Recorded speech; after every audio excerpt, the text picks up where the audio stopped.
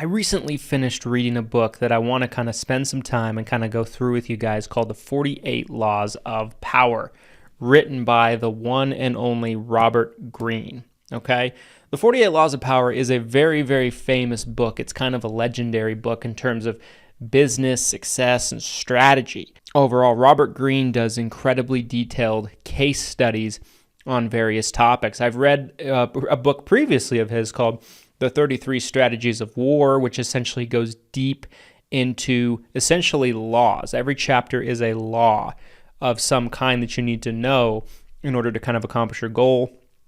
He's written other books, such as, The Art of Seduction and things like that. And his books have been a little bit controversial over the years. The 48 Laws of Power, to me, can be thought of as a national bestseller. It can also be thought of as a book that has incredible, potent information that people can use for different purposes. Some might use it to protect themselves. Some might use it to further advance their own agendas and their careers and their livelihoods. And others might use it for just pure evil. There's a lot in this book, and I'm excited to kind of go through it with you.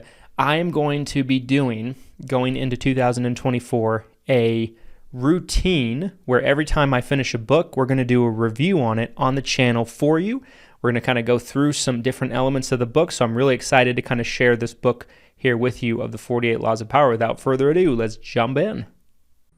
This video is brought to you by none other than Hire Heroes, you guys. Hire Heroes is your one-stop shop when it comes to virtual staffing and making sure that you have qualified talent with your business. One thing that I love about Hire Heroes, you guys, is they've actually gone through the process already of vetting and making sure that your staff member is well trained to best fit your needs. Whether you need help with social media work, posting things on your accounts, responding to people that send messages to your social media accounts, whether you need help with data entry or a multitude of other things that they're qualified to do, Hire Heroes has got you covered.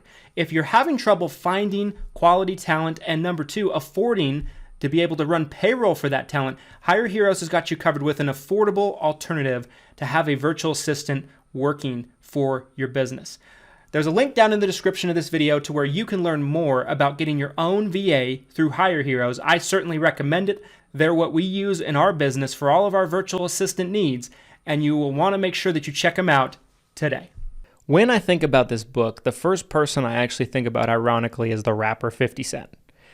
For those of you who don't know, 50 Cent is a rapper, hugely, hugely popular rapper in, the early 2000s, kind of the mid 2000s, and, broke all kinds of records with his album sales, and just he just blew up in a way that you don't see too many music artists blow up in that time.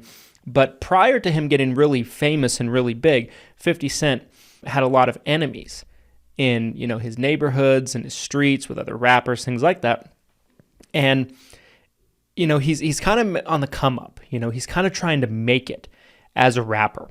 And 50 Cent gets shot coming out of his grandma's house. It's a famous story. Many people know it. He gets shot, I believe, 9 times. He gets shot in multiple different places, still has a bullet in his, I believe, in his jaw, to this day that they couldn't remove. And so while he's recovering, he's a guy that has a lot of vengeance in him. He has a guy that has a lot of ambitions in him to be the best. And he's also a guy that now has a reason to kind of seek revenge. He famously talked about how he read the 48 Laws of Power while he was in the hospital recovering and during his rehab. And he studied the book intimately and executed it like a playbook to come out and really kind of blow up his career, and at the same time also destroy the careers of some of his enemies like, Ja Rule and some of these other rappers that you never hear about anymore because 50 Cent just absolutely, took them out. He took them out in terms of their careers. And he kind of references back to the 48 Laws of Power, and he kind of executed it as a playbook. So the principles in this book are very sound. They're very, very important for anybody who's driven, motivated, and ambitious, okay? 50 Cent actually even wrote a book with Robert Greene years later, and I believe it's called The 50th Law. I have it on the bookshelf back here as a continuation of the 48 Laws of Power. So This book is incredibly influential. It's such a well-known, world-famous book. This is a long book. This book took me a little while to read, but I am happy to say I finally got through it all. I finished it actually last night, and I wanted to record this video while the information was still fresh in my mind. I've got some sticky notes in here of different spots I want to kind of go into. So 48 Laws of Power. Let's kind of dive into this book, okay? So with the 48 Laws of Power, there are a couple of different examples I kind of want to show you and kind of go through with you on the book, okay? So the very first chapter to me is a very famous chapter. A lot of people know it, and I think personally that it's a very interesting kind of dynamic, right? It's not something that people honestly typically think of. Chapter 1, Law 1, is called Never Outshine the Master. In this book, you have the beginning of every chapter is a judgment, and then typically there is a transgression of the law, there's observance of the law. It kind of gives stories throughout history of well-known people, whether it be politicians, famous Renaissance art people in power, kings, queens, politicians, famous war generals, just a multitude of different people throughout history. And it goes through examples of how either following the law or not following the law ended up being their undoing. And it kind of goes really deep into the intimate details of every single law of that particular chapter, okay? So the judgment, to kind of start off this first chapter, never outshine the master, Law 1. Always make those above you feel completely superior.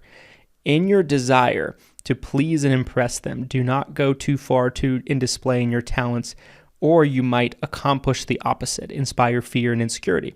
Make your masters appear more brilliant than they are, and you will attain the heights of power. Very controversial way to kind of start off the book right off the bat.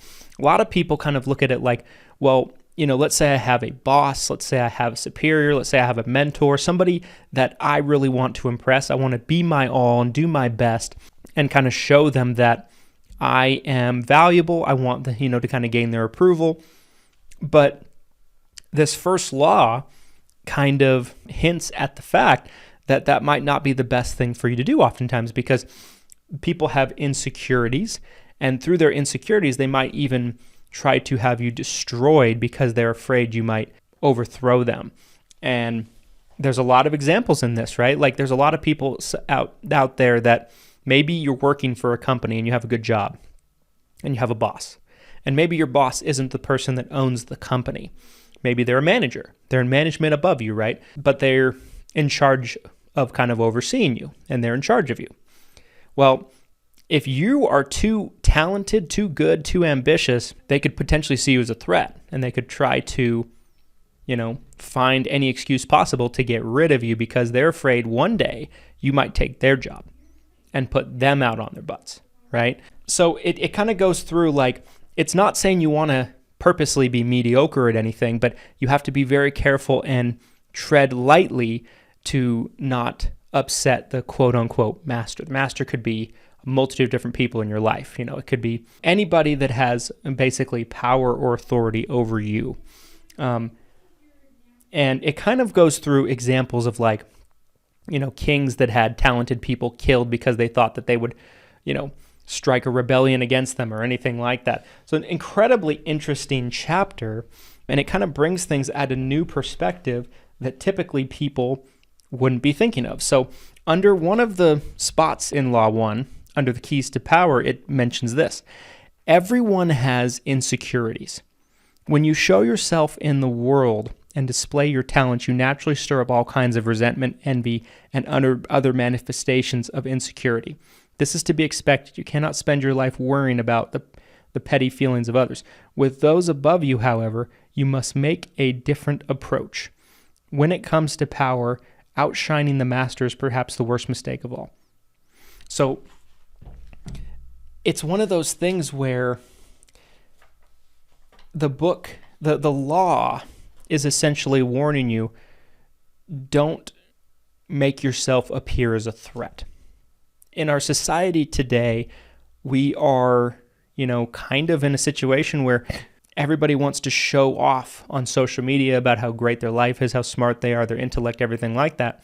Whereas in some situations, sometimes people can be too braggadocious or too show-offy, and it can cause them to breed jealousy, resentment, envy from the wrong people that can ultimately end up deciding their fate.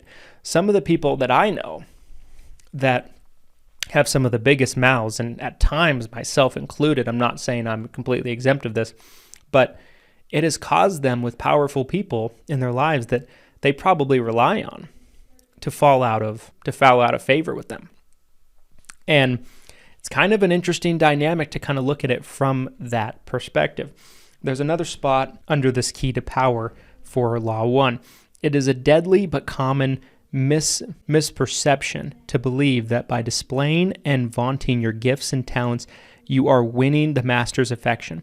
He may feign appreciation, but at his first opportunity, he will replace you with someone less intelligent, less attractive, less threatening.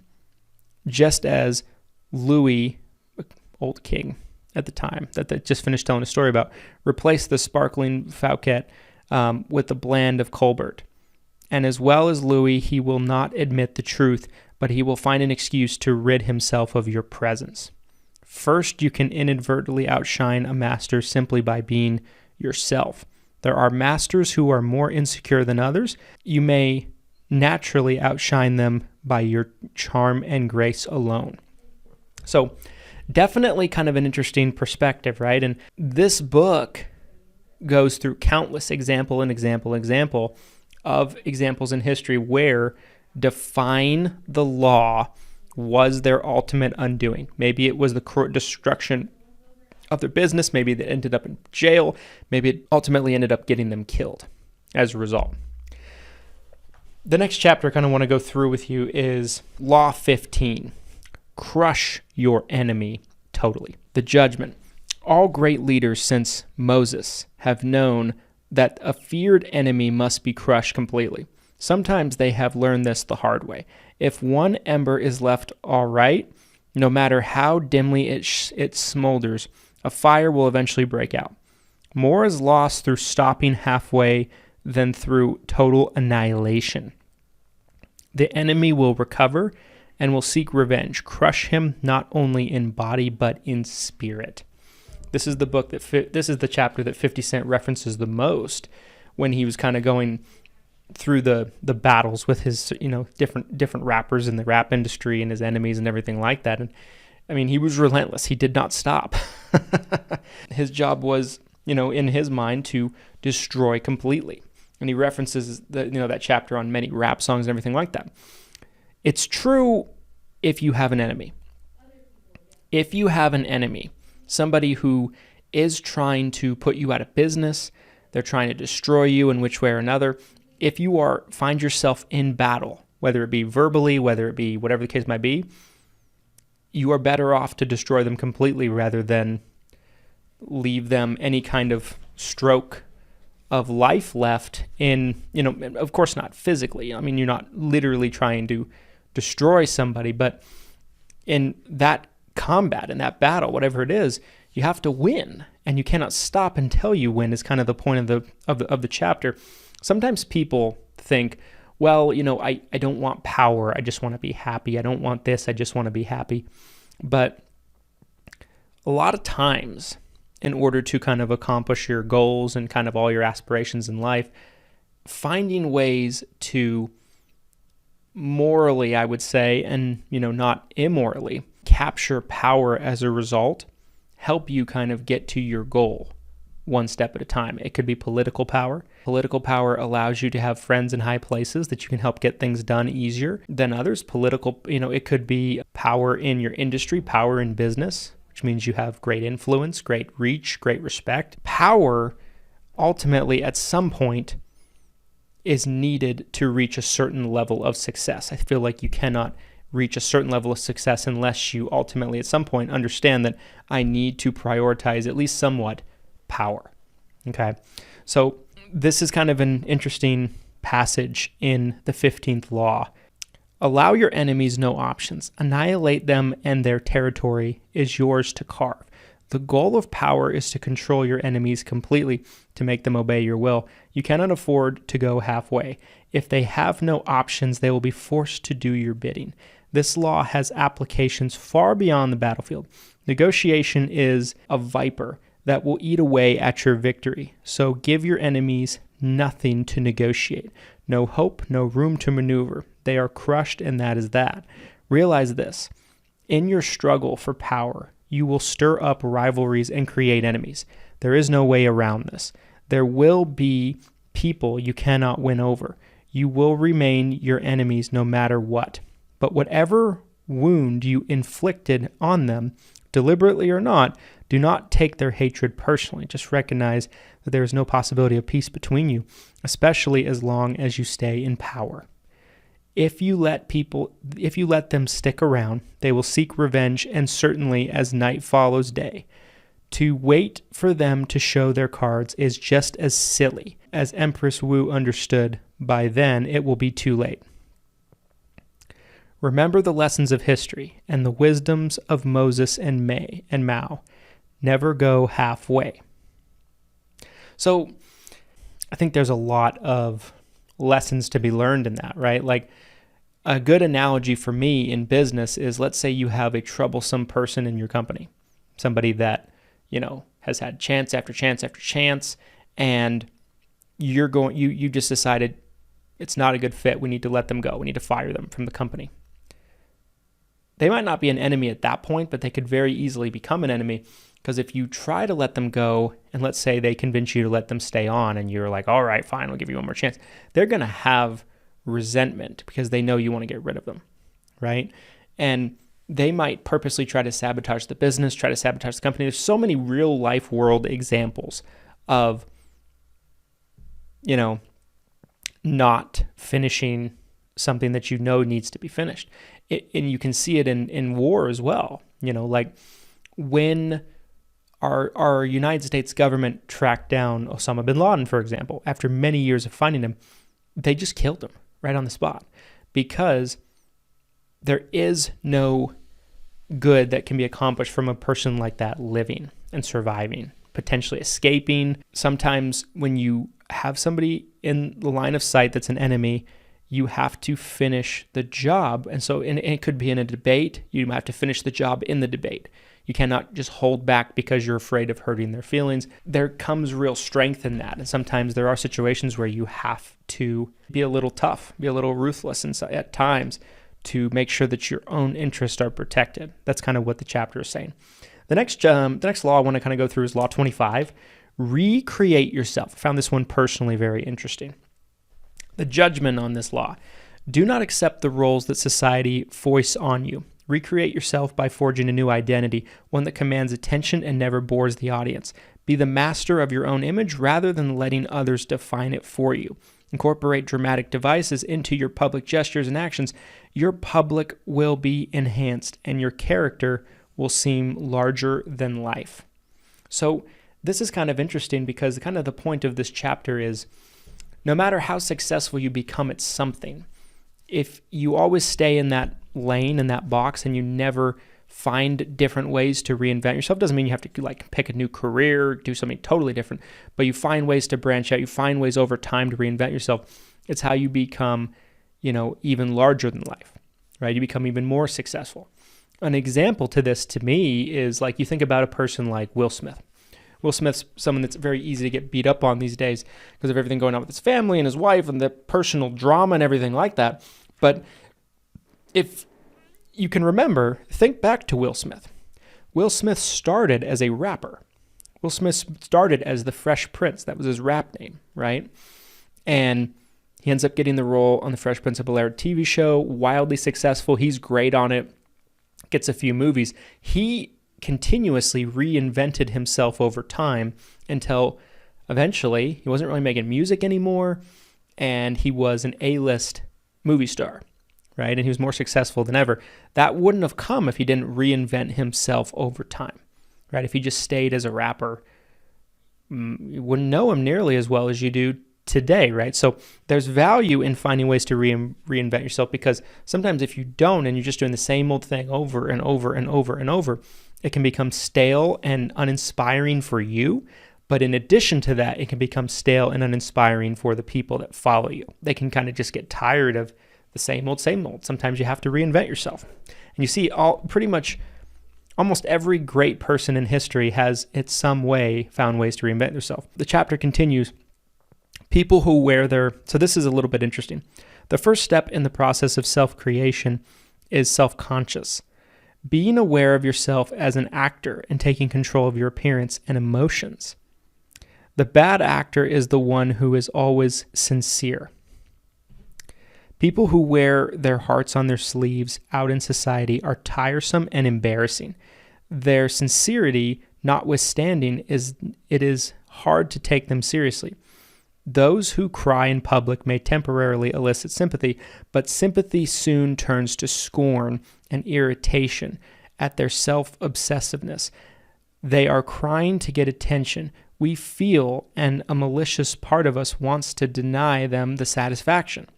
Good actors control themselves better. They can play sincere and heartfelt, can affect a tear and a compassionate look at will, but they don't have to feel it. They externalize emotion in a form that others can understand. Method acting is fatal in the real world. No ruler or leader could possibly play the part if all of the emotions he showed had to be real. So learn self-control. Adapt the plasticity of the actor who can mold his or her face to the emotion required. So to me, that part was very interesting. Some people have to learn how to conduct themselves. And some people have to learn how to kind of control their emotions. Me, by the way, I had to learn that early on in my career. When I first started being a public figure and somebody that's in the spotlight, I would kind of go off on things publicly. I've gotten much better at this. I've kind of learned how to control my emotions and keep things to myself. There's power in that. People that don't have control over themselves look weak and undisciplined and unintelligent, oftentimes, unsophisticated, certainly not powerful. It's not a place of power for them. They can't help themselves. They can't even control themselves, right? And that's kind of what the chapter is kind of referencing. There's one more law I want to go through with you, and then I'll kind of wrap up my synopsis of the 48 laws of power. But that's law 42.